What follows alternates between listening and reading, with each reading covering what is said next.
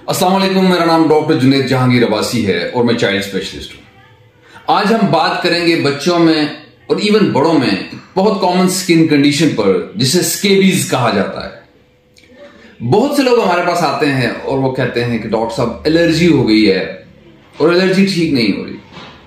और जब मैं उन्हें देखता हूं तो मुझे पता लगता है कि वो एलर्जी नहीं बल्कि स्केबीज है और लोग उसकी एलर्जी की ट्रीटमेंट कर रहे होते हैं। स्केबीज एक छोटा सा माइट जिसे आप कीड़ा कह सकते हैं उसकी वजह से होता है। इस माइट का नाम है सार्कोप्टिस स्केबियाई। इसको इच माइट भी बोलते हैं। इसको 7 ईयर इच का नाम भी दिया जाता है।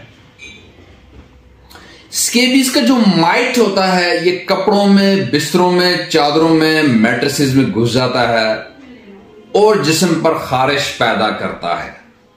समटाइम्स जिस्म पे पिंपल्स भी बनते हैं, ब्लिस्टर्स भी बनते हैं, बाजुकात उनमें थोड़ा सा फ्लूइड भी होता है, ऊपर से टॉप क्लियर होता है, बाजुकात उंगलियों के दरमियान होता है, बाजुकात टांगों पे, बाजुकात रिस्ट पे, बाजुकात एक लाइन में लीजन्स आ जाते हैं।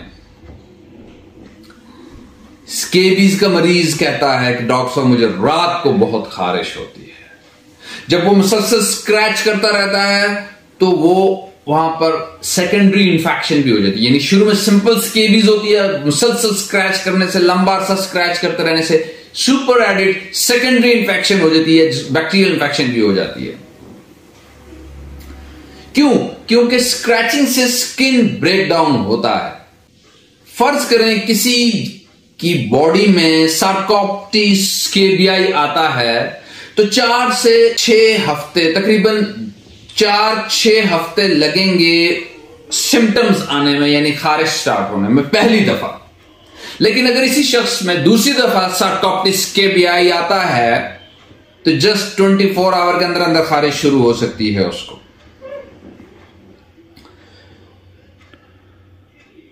स्केबीज एक शख्स से दूसरे को लगती है। वो तमाम एरियाज जो ओवरक्राउडेड तस्वर किए जाते हैं, जैसे डॉर्मेट्रीज, हॉस्टल्स, एक ही कमरे में बहुत सारे लोग रह रहे हैं, क्लोज स्पेसेस, मदारिस, डे केयर्स, इनमें स्केबीज बहुत जल्दी स्प्रेड करती है। स्केबीज में रात के वक्त खारिश होती है और छोटे बच्चे जो लेट्स सपोज 6 माह से छोटे हैं वो खुद चूंकि खारिश कर नहीं सकते तो वो रात के वक्त रोना शुरू कर देते हैं। तो अक्सर पेरेंट्स हमारे पास बच्चा लेके आते हैं, रो बहुत रहा है, और जब मैं गौर से देखता हूं तो पता लगता है कि उससे तो स्केबीज है। ऐसे में कुछ लोग समझ रहे होते हैं कि शायद इसके कान में दर्द है, शायद इसके पेट में दर्द है, कोई कान की दवाई दे रहा है, कोई पेट की दवाई दे रहा है, लेकिन एक्चुअली उसको स्केबीज होती है। और प्लीज ये याद रखें कि छोटे बच्चों में स्केबीज सर के अंदर भी हो सकती है, हथेलियों में भी हो सकती है और पांव के सोल्स में भी हो सकती है। स्केबीज का जो रैश होता है उसमें टिपिकल बाजू का बरोज बनते हैं, बरोज, और उंगलियों के दरमियान बरोज को देखा जा सकता है। इसके अलावा लड़कों में छोटे पेशाब वाली जगह पे भी स्केबीज बहुत कॉमन है। कुछ लोग समझते हैं कि स्केबीज वाले मरीज से हाथ मिला लिए तब भी स्केबीज हो जाएगी। तो अगर आप एक क्विक हैंडशेक करते हैं तो क्विक हैंडशेक से स्केबीज नहीं फैलेगी। अगर आपने किसी को गले मिल लिया है for a short period of time तब भी स्केबीज नहीं फैलती। हाँ, अगर आप काफी देर तक उसके साथ रहे तो फिर स्केबीज फैलेगी। या स्केबीज का मरीज एक ऐसे मैट्रेस को यूज करता है, ऐसे बेड को यूज करता है जो आपने भी यूज किया, या ऐसे ब्लैंकेट को यूज करता है जो आपने भी यूज किया और आधे घंटे से ज्यादा कांटेक्ट रहा उस मैट्रेस का या उस ड्रेस का या उस ब्लैंकेट का या क्विल्ट का, तो फिर आपको स्केबीज हो जाएगी। अमूमन एक घर में एक वक्त में 1 से ज्यादा लोगों को स्केबीज होती है मोस्ट ऑफ द टाइम।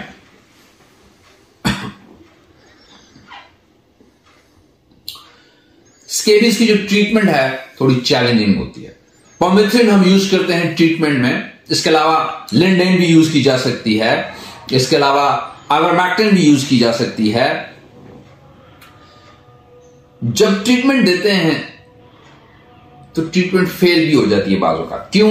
क्योंकि लोग इंस्ट्रक्शंस को फॉलो नहीं करते। स्केबीज की इंस्ट्रक्शंस ये हैं कि जब स्केबीज जिसको हो तो न सिर्फ वो दवाई लगाए, बाकी भी सब घर वाले लगाएं। सब घर वालों ने दवाई लगानी है, रात सोने से पहले लगा लें।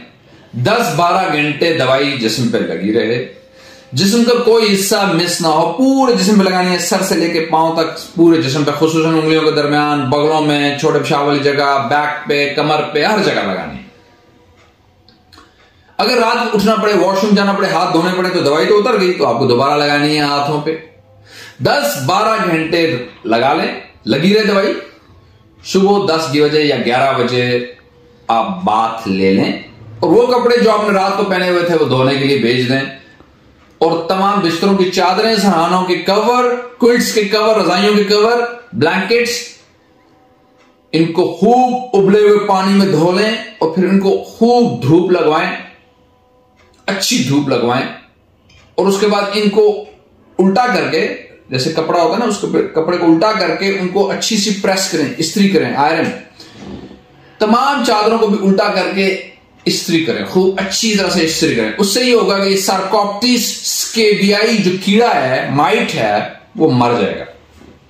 जब तक आप तमाम बिस्तर की चादरें, सरहानों के कवर, रजाइयां, इनको उबले हुए पानी में, और कपड़ों को भी, खुसूसन कपड़ों को भी, जो इन दिनों जितने भी आपने कपड़े यूज किए उनको भी, जब तक आप उबले हुए पानी में अच्छे धोएंगे नहीं और उनको अच्छी धूप लगा के प्रेस नहीं करेंगे उल्टा करके, बीमारी आपके घर से खत्म नहीं होगी।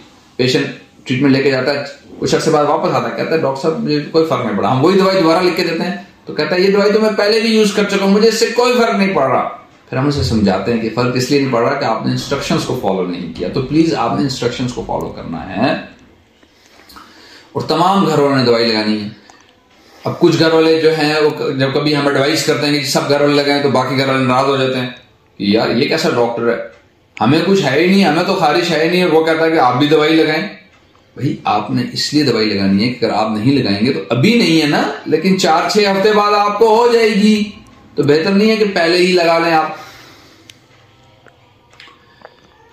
सिंगल अगर अच्छी तरह आपने दवाई लगाई तो अक्सर एक दफा दवाई लगाना भी काफी होता है, लेकिन फिर भी हम एहतियातन ये कहते हैं कि आप 3 दफा दवाई लगाएं। एक दफा आज, एक दफा कल, और फिर 1 हफ्ते के बाद दोबारा लगा लें। लगाने का तरीका वही है जो मैं पहले बता चुका हूं। हाँ, अगर हाउस होल्ड कॉन्टैक्ट, बाकी घर वाले ऐसे जिनको अभी तक हुई नहीं है, तो 1 दफा भी लगा लें तो बहुत है उनके लिए। फिर ये कहूंगा कि दवाई पूरे जिस्म पे लगानी है, जिसका कोई हिस्सा मिस ना हो।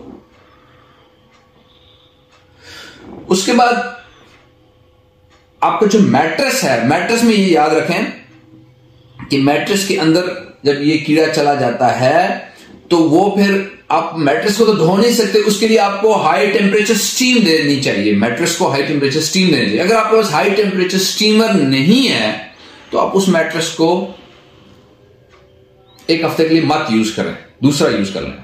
हफ्ते बाद जब आप आएंगे तो वो क्लीन हो चुका होगा, क्योंकि जब स्केबीज का जो माइट्स हैं, जब 3 दिन तक इस कीड़े को इंसानी खून ना मिले तो वो मर जाता है। अगर कोई ड्रेस आपको बहुत अजीज है, आप समझते हैं कि इसको धोने से तो ये खराब हो जाएगा, बहुत महंगी मेरी शर्ट है, तो उसको भी आप 1 हफ्ते के लिए अलग रख दें।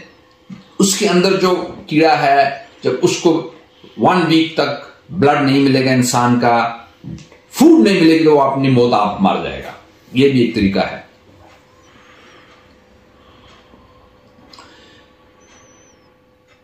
दस मिनट का स्किन टू स्किन कांटेक्ट होना चाहिए, उसके बाद स्केबीज स्प्रेड होती है 10 मिनट का। सो शॉर्ट पीरियड के लिए कोई प्रॉब्लम नहीं है। हाँ, अलबत्ता स्केबीज के पेशेंट ने एक ऐसा सोफा यूज किया जिसमें वो घंटा बैठा रहा, उसके बाद अगर आप भी उस पर 10 मिनट तक बैठते हैं तो आपको भी स्केबीज हो जाएगी।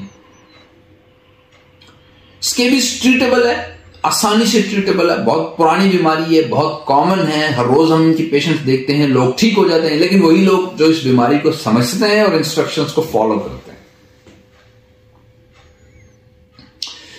एक बात और ये कि समटाइम्स ट्रीटमेंट देने के बाद भी 2 से 4 हफ्ते तक सिम्टम्स बरकरार रहते हैं। मरीज कहता है डॉक्टर साहब वो पहले वाली खारिश नहीं है, पहले से मैं बहुत बेहतर हूं, लेकिन थोड़ी थोड़ी अभी भी होती है। तो आपने कहना है कि खैर है, 4 हफ्ते तक थोड़ी थोड़ी तुम्हें होगी। हाँ, अलबत्ता अगर 4 हफ्ते के बाद भी खारिश रहती है तो उसे दोबारा ट्रीटमेंट की जरूरत है, फिर से 1 दफा ट्रीटमेंट लेनी पड़ेगी। अगर लगाने वाला लोशन कामयाब नहीं होता तो खाने वाली टैबलेट भी दी जा सकती है।